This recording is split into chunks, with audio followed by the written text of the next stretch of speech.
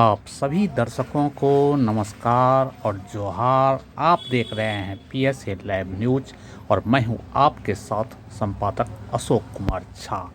अभी अभी झारखंड की राजधानी रांची के सिल्ली अंचल से एक बहुत ही बड़े भूमि का घोटाला का उजागर हो चुका है, जहां फर्जी दस्तावेज, जाति में छेड़छाड़ और दोहरी मालगुजारी असुली के गंभीर आरोप देखने को मिल रहे हैं।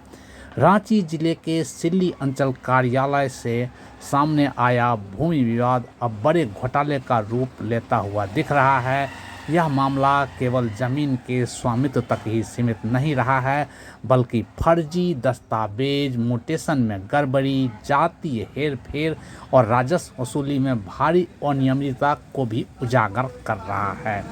प्रथम पक्ष शंभूराम बेदिया पिता स्वर्गीय जयराम बेदिया ने गंभीर आरोप लगाया है कि मौजा हकीदांग की लगभग 52 एकड़ 24 डिसमिल ज़मीन में से 3 एकड़ 41 डिसमिल ज़मीन पर में अवैध कब्जा और फर्जी दावा किया जा रहा है। ये अब हम पीड़ित से बात करते हैं और जानते हैं उनसे क्या है मामला, क्या कहना है उनका।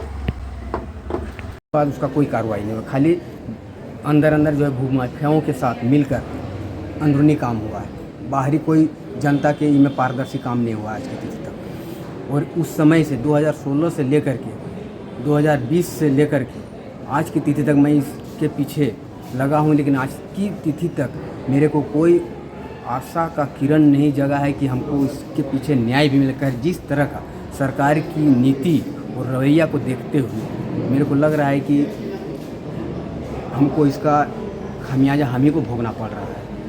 और जो मालगुजारी दे रहे हैं मैं तो दे ही रहा हूँ, उसके साथ साथ जो दूसरा लोग दे रहे हैं उनके कब्जे में तो है, लेकिन एक ही ज़मीन का संविधान का ही आधार पर अगर देखा जाए तो संविधान का कौन सा ऐसा आधार है जिसके तहत एक ज़मीन का दो आदमी से मालगुजारी लिया जा रहा है।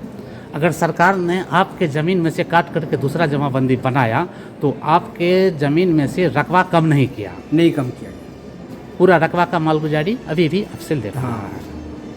अच्छा, आपको क्या लगता है कि उनको यह ज़मीन कैसे मिली है? आपके पूर्वजों ने कभी रजिस्ट्री किया है या कुछ दान दिया है? कैसे मिला? आपको क्या लगता है? देखिए, पेपर तो उन लोग को ऐसे मौखिक तौर पे अगर बात भी करते हैं तो उन लोग तो पेपर दिखाने को तैयार नहीं। उन लोग सीधे बोलते हैं मेरा रजिस्ट्री है, मेरा लिखा हुआ है, लेकिन कभी उन लोग पारदर्शी करते नहीं है, शेयर करते नहीं है। तो वो लोग पेपर में क्या क्या दिखा पाते हैं? रसीद दिखा पाते हैं? रसीद तो ऑनलाइन में जो दिख रहा है कि उनके नाम से जो रसीद, उससे हमको जांच करने के बाद हमको ये पता चल रहा है कि इतना ज़मीन का रसीद जो है उनके नाम से कट रहा है, इतना ज़मीन का फलाना के नाम से कट रहा है। सब लोगों का अपना अपना उसका एक मैंने लिस्ट निकाला है कि कितने लोगों ने हमारे ज़मीन पर कब्जा किए हुए हैं और अवैध तरीके से लोग मालगुजारी भी दे रहे हैं और ज़मीन भी कब्जा किए हुए हैं। मैं तो इसी का जानकारी के लिए मैं खुद सीओ से ही इसका रिक्वेस्ट किया हूँ। मैं डीसी साहब से भी मिला हूँ 23 जुलाई को, उनसे भी मैं यही सवाल किया कि सर, अगर मेरे पूर्वजों ने अगर बेचा भी है तो उतना जितना बेचा है उतना ज़मीन तो घट जाना चाहिए और उतना का कम होकर हमको टैक्स लगना चाहिए था। लेकिन आज की तिथि तक मैं जमाबंदी के हिस्से टोटल ज़मीन का रसीद अभी तक कटवा रहे हैं और फिर दूसरे लोगों भी दिखा रहे हैं अपना रसीद कि हाँ हमारा इतना ज़मीन का, लेकिन किसी का म्यूटेशन बात संख्या किसी का नहीं शो कर रहा है। सीओ मैडम का कहना है कि उन लोगों ने एक रजिस्ट्री डीड दिखा रहा है, तो आपको क्या कहना है उस रजिस्ट्री डीड के? उनकी उसमें दिखा रहा है कि आपके पूर्वजों के द्वारा वह ज़मीन बेचा गया है। ठीक है, मैं मान लिया कि वो बेचा गया है, लेकिन तो वो ज़मीन का रकबा तो मेरे को घट जाना चाहिए था बात। और एक बात ये भी है कि वो ज़मीन जो है मेरे पूर्वजों ने अगर दूसरों को अगर दिया भी था ना, वो सिकमी रैयत के ऊपर दिया कि जो तोड़ के खाने के एवज में, ये नहीं कि उसको बेचने का कोई राइट अथॉरिटी मिला हुआ है। अगर वो अथॉरिटी राइट मिला हुआ है वो समर्पित करे कार्यालय में, मैं उसके आधार पर मैं उसको। तो ये जो बेच कोर कर खाने के लिए दिया था, मौखिक दिया था या कुछ डॉक्यूमेंट्स के साथ दिया था? ये तो मैं डिक्लेयर नहीं कर सकता हूँ कि अगर अगला ने कहा कि ठीक है अगर हम, लेकिन जो मेरा खतियान बता रहा है उस खतियान के आधार पर उस सिकमी रैयत का ही दिखा रहा है कि उन्होंने कोई मंडल को जो है राखाल मंडल करके जो है उनको सिकमी रैयत के एवज में उसको दिया था जोत तोड़ के खाने के लिए। ये नहीं कि बेचने के लिए अगर अथॉरिटी दिया है तो वो शो करे और उसके आधार पर बोले ठीक है हमने उस ज़मीन को, फिर बेचा कैसे? बेचने का अधिकार तो उसको दिया नहीं। अगर दिया है तो पेश करे, मैं उसको मान लूँगा कि भाई ठीक है मेरे पूर्वजों ने वास्तविक। अभी तक आपने न्याय पाने के लिए किन किन अधिकारियों के पास में गुहार लगाई है? मैं तो इस विवाद को लेकर के मैं सर्वप्रथम अंचल अधिकारी सीओ के आगे गुहार लगाया। उनके बाद यूँ नहीं सुने तो हमने LRDC के ऊपर भी गुहार लगाई। उनके बाद भी नहीं सुने तो DC से भी, मैं जो भी वर्तमान DC हैं उनसे भी मैं गुहार लगाई। उनसे 2-3 बार जनता दरबार में मैं मिला भी हूँ, बैठा भी हूँ, बातचीत भी हुई है। तो DC साहब ने जनता दरबार में क्या कहा? जनता दरबार में खाली उनके जो सहयोगी हैं उन लोग से खाली बोलते हैं इनका काम अभी तक क्यों नहीं हुआ, मतलब इसका काम जांच पड़ताल करके इसका काम सही किया जाए। लेकिन खाली आश्वासन भर, अभी तक तो खाली आश्वासन भर मिला है, लेकिन हमको अभी केवल आश्वासन मिल रहा है, न्याय नहीं मिल रहा। न्याय कहीं आज तक की, आज 6 से 7 साल हो गया जो कागजी कार्रवाई के मुताबिक। मैं 2019-20 से लगा हुआ हूँ, लेकिन आज की तिथि तक मेरा कोई भी न्याय का किरण नहीं जगह है कि हमको ये उम्मीद लगे कि हमको ये न्याय मिलेगा भगवान भरोसे। तो आपको क्या लग रहा है कि वो जो दस्तावेज अभी प्रस्तुत कर रहे हैं वह क्या भू माफिया के सहयोग से फर्जी दस्तावेज है? जो उन लोग दस्तावेज दिखा रहे हैं तो आपको मूल रूप से सही तरीके से कोई पूर्ण रूप से दस्तावेज दिखा भी नहीं रहे हैं, आधा अधूरा दिखा रहे हैं। इससे आपको क्या लगता है? इससे तो हमको लगता है कि इसमें तो सही तरीके से तो भू माफियाओं के द्वारा मिल करके आधा अधूरा मतलब मूल पेज को उसमें से हटा करके दिखा रहे हैं। अभी आप सीओ मैडम से मिले थे। हाँ जी। सीओ मैडम ने आपको क्या आश्वासन दिया?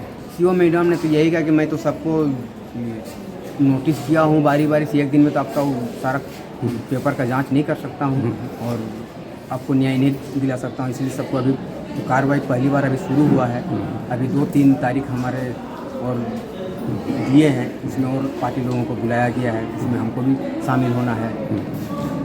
चाहे आपत्तिकर्ता तो मैं ही हूँ, अगर मैं ही नहीं शामिल हूँ तो उन लोग तो सीओ मैडम अभी दोनों पक्ष से डॉक्यूमेंट लेकर के अपनी प्रक्रिया में लगे हुए हैं। पीड़ित पक्ष का यह भी आरोप है कि प्रतिवादी द्वारा अंचल कार्यालय में जो कागजात जमा किए गए हैं वे विवादित प्लॉट के नहीं बल्कि किसी दूसरे प्लॉट के हैं, विशेष रूप से प्लॉट संख्या 1656 जिसका रकबा 3 एकड़ 41 डिसमिल है, जो कथित रूप से बुद्धराम महतो के नाम से दर्ज है। उसके असली दस्तावेज प्रस्तुत अभी तक नहीं किया गया है। इसके बजाय दूसरे प्लॉट की रसीद दिखा करके मामले को भ्रमित करने की कोशिश की जा रही है। इससे यह संदेश और भी गहरा हो जाता है कि दस्तावेजी स्तर पर बड़े पैमाने पर में हेर फेर किया गया है।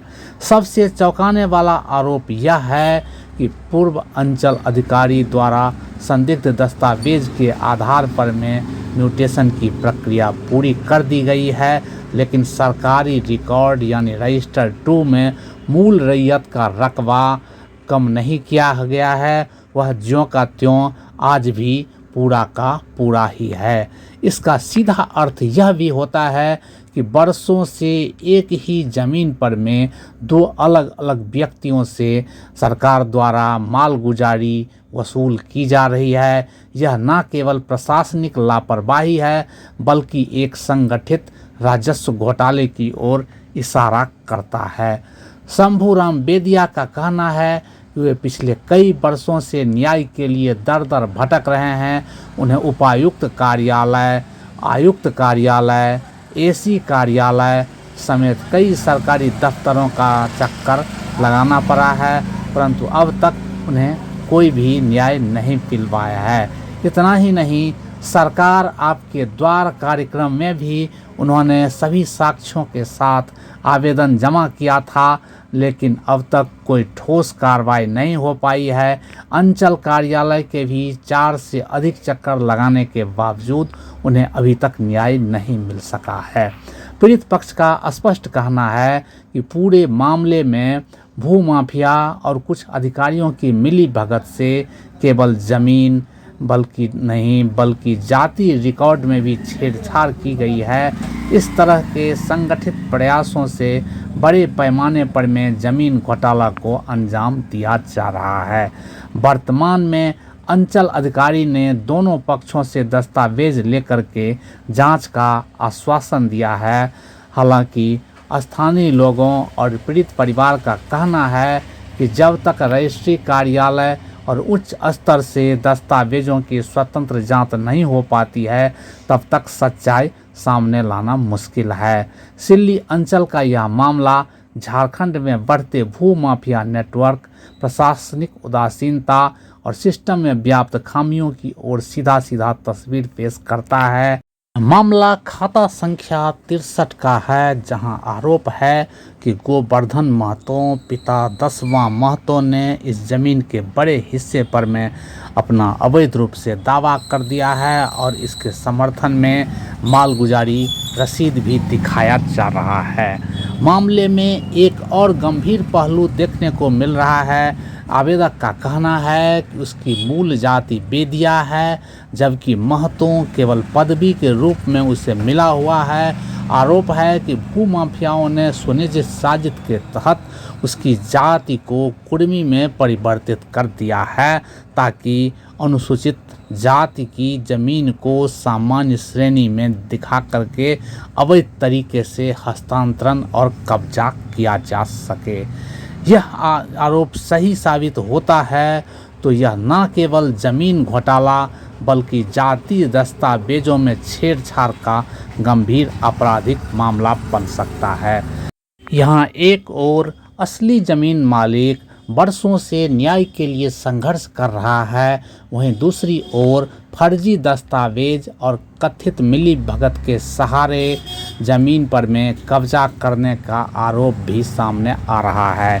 यह सबसे बड़ा सवाल यही है कि क्या प्रशासन इस मामले में पारदर्शी और निष्पक्ष कार्रवाई करेगा या फिर यह मामला भी फाइलों में दबकर रह जाएगा।